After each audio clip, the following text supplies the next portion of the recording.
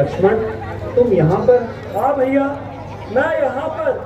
लेकिन मैं तो तुम्हें पंचवटी में छोड़कर आया था। परंतु भैया, मुझे आपने ही तो बुलाया था। किसने और कब? आपने और अब। मालूम होता है कि तुम किसी के धोखे में आ गए और सख्त गलती खा गए। भैया, ना तो मैं कभी धोखा खा सकता हूँ और किसी बहकावे में भी ना आ सकता हूँ। किसी ने मुझे आपकी आवाज में पुकारा और जिसे सुनकर माता जानकी विचलित होने लगी। मैंने उन्हें बहुत समझाया, पर उन्होंने उल्टा मुझे ही उपदेश सुनाया, जिसे सुनकर मजबूरन मुझे आपके पास आना पड़ा। ये सरासर जाल साजी है और उसी राक्षस की चालबाजी है। मैंने आती दफा तुम्हें इतना समझाया, मगर अफसोस लक्ष्मण, तुम्हारी समझ में कुछ ना आया। दुश्मन मौका पाकर अपना बार चला गया और मुझे हमेशा के लिए मिट्टी में मिला गया। मारीच बना था माया मृग, ये खैरी चाल उसी की थी। मेरे स्वर में मरते मरते वो विशाल आवाज उसी की थी। इस कारण सोच रहा हूं मैं, कुछ तो बीती है पंचवटी में। कहता है मेरा भाव नेत्र कि जानकी नहीं है आश्रम में। भ्राता जी, आप पहले ही इस तरह ना घबराइए और चलिए पंचवटी की ओर चलिए भ्राता जी।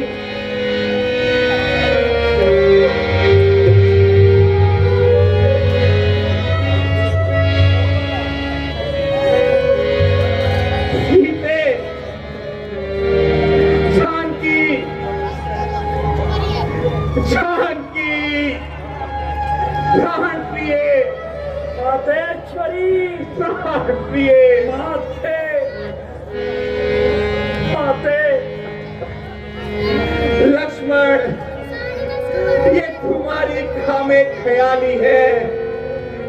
वो देखो, पंचवटी तो बिल्कुल खाली है। सीते, तुम कहाँ हो सीते? अफसोस वही हुआ जिसका मुझे डर था। भैया, आप घबरा क्यों रहे हैं? आपकी तबीयत में तो बड़ा इत्तेफाक था। मेरा इस्तकाल खाक में मिल गया, गोया जिस्म है मेरा, कलेजा सीने से निकल गया। भ्राता जी, मुसीबत के वक्त घबराना और मुसीबत को बढ़ाना है। जो खुद भ्राता जी हो गया, अब ये रोना फिजूल है। चाहे आंख बार फट जाए, चाहे पत्थर से वो उतर जाए, जब तक दम में दम है, उसे मैं वहीं से ढूंढ निकालूंगा।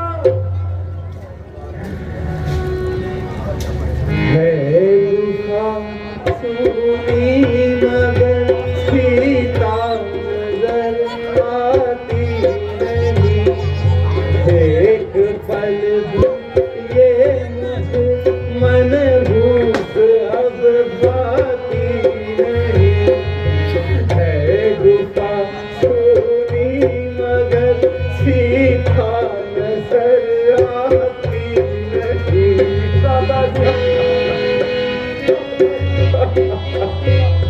जानकी, तुम कहाँ हो जानकी?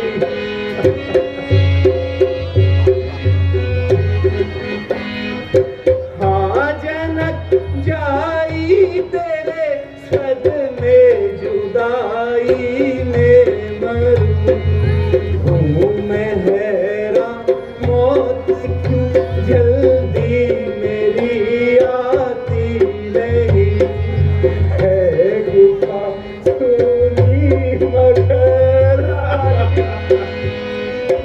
जानकी, अब किसके सहारे मैं ये जीवन व्यतीत करूंगा?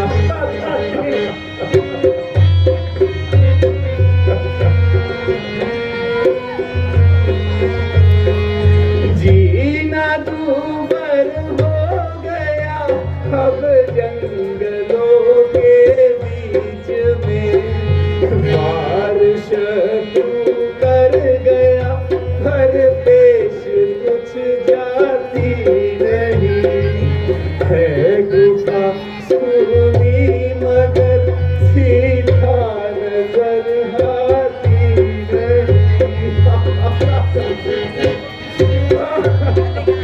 संभालिए भ्राता जी।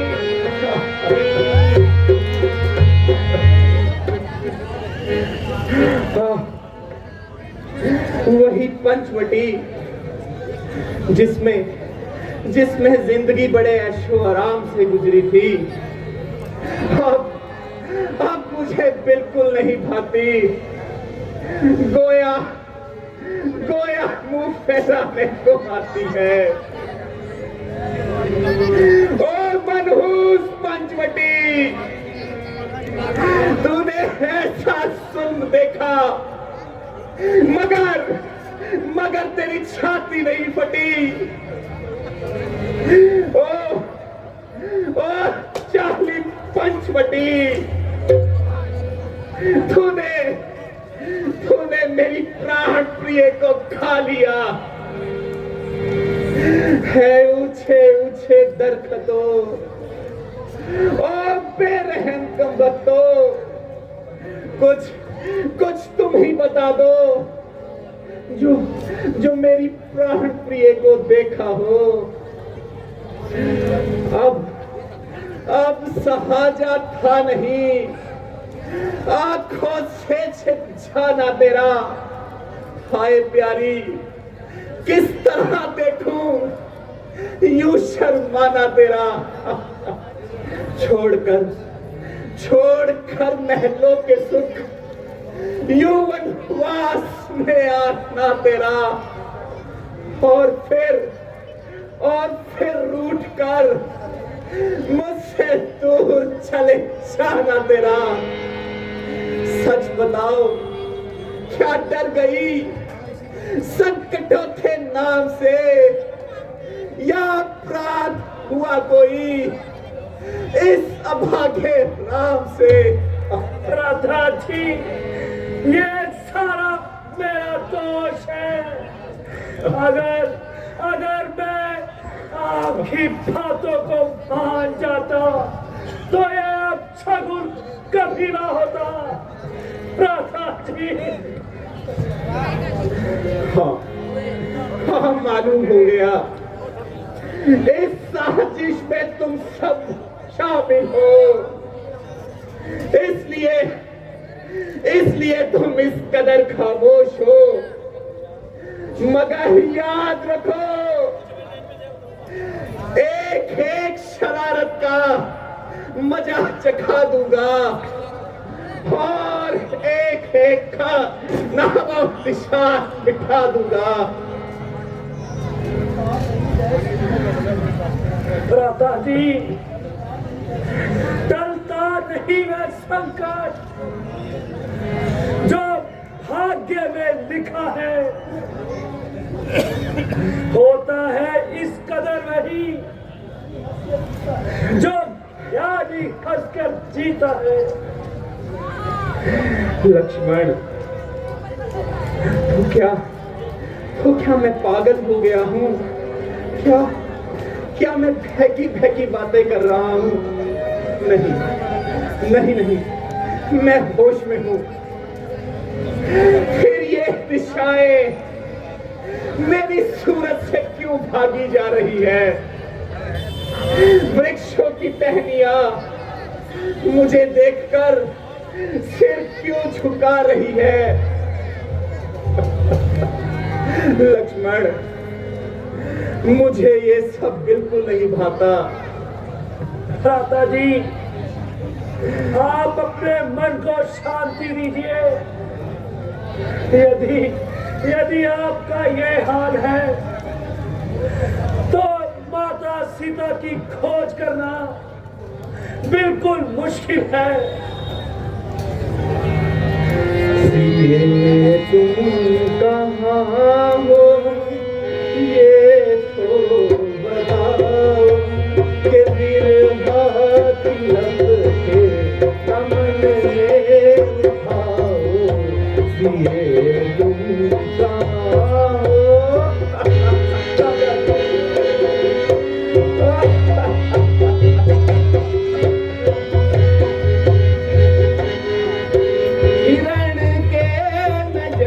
पीछे पीछे गया था, तुम्हें छोड़ के इस जगह में गया था।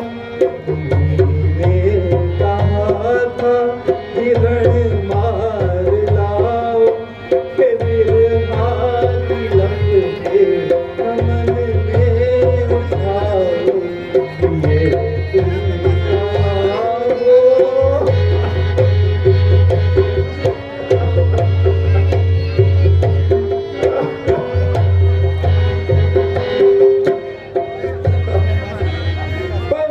तुम कहाँ हो? क्या कुछ ना कहोगे? कहाँ है सिए, क्या गगन चुप रहोगे? सिए मंद पीड़ा ना इतनी बढ़ाओ, मेरी प्यारी अब तो आ भी जाओ। सिए तुम कहाँ हो? शांति कहाँ गया तुम्हारा वो 7 जन्मों का साथ? अब ये अभागा राम तुम्हारे वियोग में कितने दिन जिंदा रहेगा? लक्ष्मण, तुम अयोध्या लौट जाओ और राजकाज में भरत का हाथ बटाओ। मेरा तो अब इन्हीं जंगलों में ठिकाना है और एक रोज यूं ही भटक भटक कर मर जाना है। मैं अयोध्या कैसे जा सकता हूँ और कैसे माता जी को अपना मुख दिखला सकता हूँ? क्योंकि उन्होंने तो पहले ही कहा था कि यदि आना तो तीनों साथ आना, वरना अपना मुख ना दिखलाना। जब महाराज जनक अपनी पुत्री का हाल पूछेंगे तो मैं उन्हें क्या उत्तर दूंगा और कौन सा मुंह लेकर उनके सामने जाऊंगा?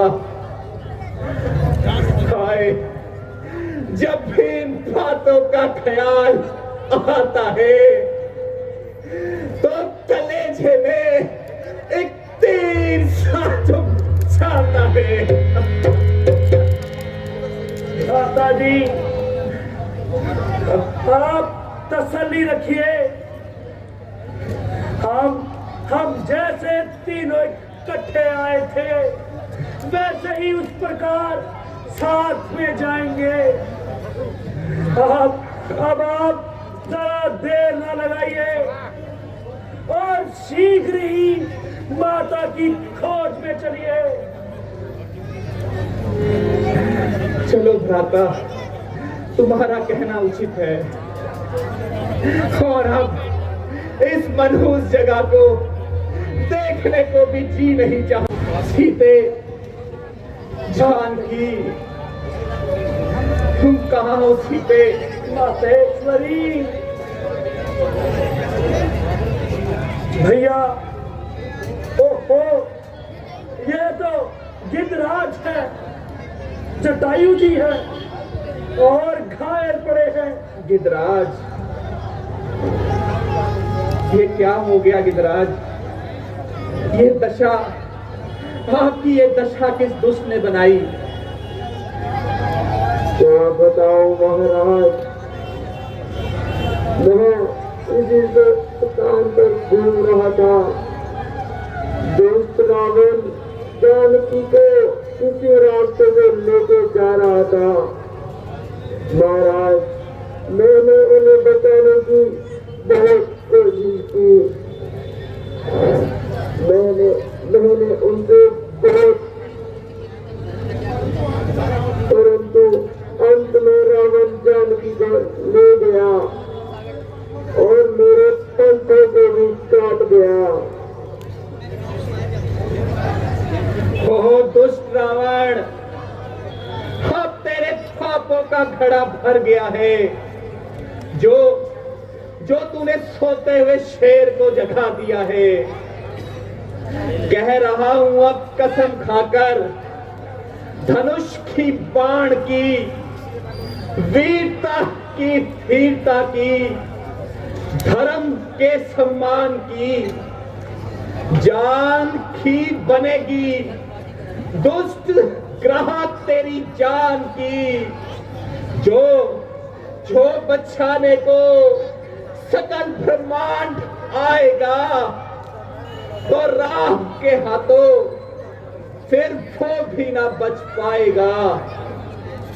धन्य हो प्रभु, आप धन्य हो।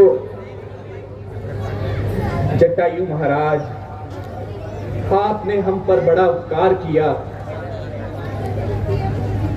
जो जानकी का पक्ष लेकर आपने रावण के साथ युद्ध किया।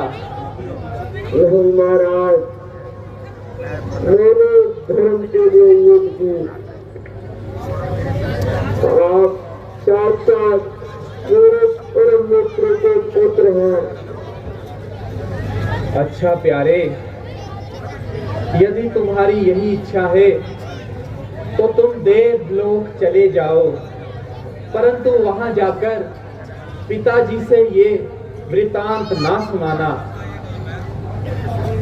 बढ़ चुका है बहुत कुछ, मिटने को अब अंधेर है। पाप का अब नाश होने में कुछ फलों की देर है। अच्छा नाथ, अब मुझे आप विदा कीजिए और अपने चरणों में थोड़ा सा ध्यान दीजिए। राम राम राम।